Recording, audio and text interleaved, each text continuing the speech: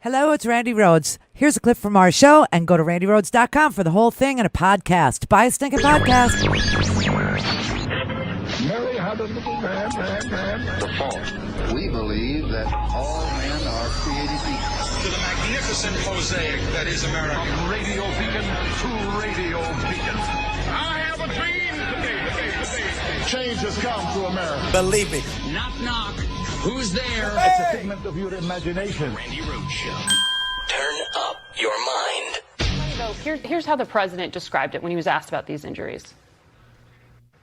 I heard that they had headaches and a couple of other things, but I would say, and I can report, it is not very serious.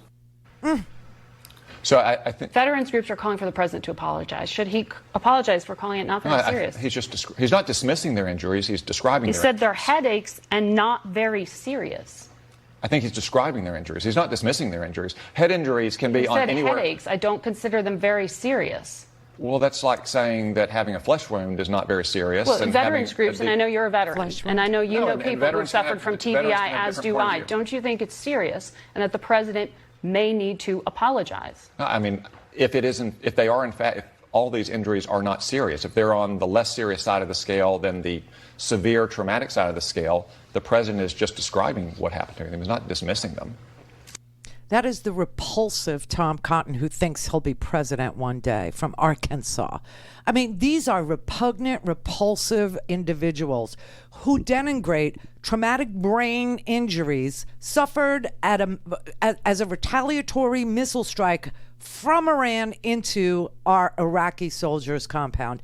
I mean, now you've got the same situation with whether he was briefed, he wasn't briefed, he didn't know, he did know. Of course he knew. Of course he knew that Russia had put a bounty on the heads of our soldiers in Afghanistan. Now, you got these guys like Tom Cotton, you got these guys like John Cornyn. You know what John Cornyn from Texas said? He said, well, I think about whether or not the president remembered that he got briefed in writing, no less, which is discoverable, producible, knowable. And AP is reporting that he was briefed in writing in the presidential daily brief. And every former National Security Agency official has said, of course, the president would have that at the very top of his presidential daily brief because force protection is job number one for the commander in chief. Okay, that's set aside. Here's what Cornyn said. Well, I think the president can't single-handedly remember everything. I'm sure that he's briefed on, but the intelligence officials that briefed him, they're familiar with it. But then again, somebody's leaking classified information and then trying to further a narrative that isn't necessarily supported by the facts. Well, you know what? It is supported by the facts. Okay, here's the AP is reporting last night that in March of 2019, the president was briefed in the president's daily briefing about this attempt by the Russian intelligence services to use Taliban-linked militants to kill American troops. The president, the White House have nowhere to go from the corner they've painted themselves in. They said pointedly and clearly and flatly that the president was not briefed on this. You can believe the president, you can believe the White House press secretary, you can take the body of evidence of what they've told us over 3.5 years, or you can believe the intelligence people who are telling the Associated Press and the New York Times and the Washington Post and NBC News about what actually happened and that the president was briefed. Of course the president was briefed. Of course he was. Here's the former National Security Advisor, Susan Rice. Okay, so let me explain this. Intelligence comes in. If it's put in the president's daily briefing, which is a short but important summary of the most important information, it's provided to the president, the vice president, the National Security Advisor, Secretary of State, Secretary of Defense, on down. Everybody in the senior national security team gets this briefing 6 out of 7 days a week.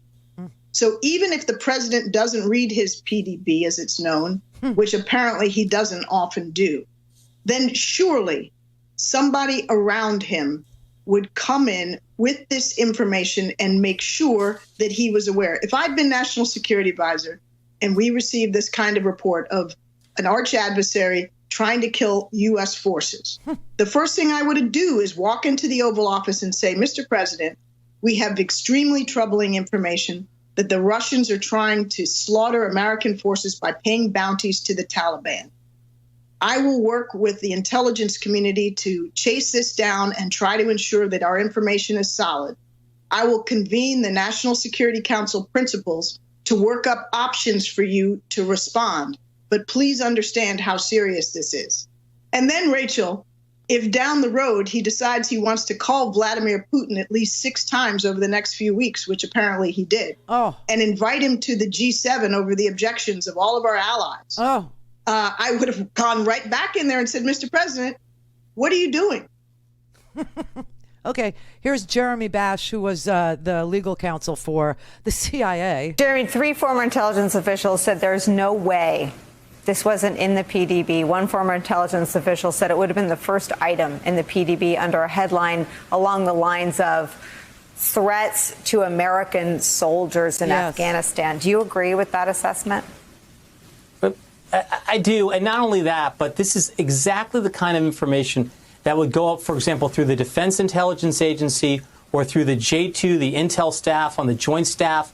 This would get in the hands of the chairman of the Joint Chiefs, the Secretary of Defense, not to mention the CIA director and director of national intelligence. All of those people spent a lot of time with the president. It's inconceivable that for the last 6 months, not one of them said, hey, Mr. President, we have a direct threat to our troops. It is just outlandish, ridiculous. The fact that Kylie McEnany is standing there saying that, I think she's just insulting the intelligence of everybody who works in national security. Oh, for God's sake. I mean, how plain can people make it for you? It's not just, one man and some guy comes in the morning and he reads them a bunch of stuff. No, this is an entire community. It's the Defense Intelligence Agency. It's the DOD, the Department of Defense. It's the Vice President. It's the President. It's the National Security Advisor. This is just like COVID, okay? You have the CDC. You have the NIH. You have public health officials all throughout the executive branch, right? You've got this idea that Donald Trump doesn't know anything. I'm sorry, but it's inconceivable. So what you're left with is a man who is literally burning down America. Literally torching it. Because if he knows he's going to lose, everyone knows he's going to lose. Chris Christie was on TV saying that he was going to lose. Everybody knows he's going to lose, including him. He knows he's going to lose. And this is one of those examples of if I can't have her, nobody else can. This is the sick, psychotic mindset of a Donald Trump. If he can't be president of the United States, then there will be no United States. There will be a fractured region of the world on fire, writhing in agony, sick and dying. And a former, a shadow of its former self. It's time to call it what it is. This is treason. He called coronavirus the invisible enemy. I guess we're at war with that too. Treason.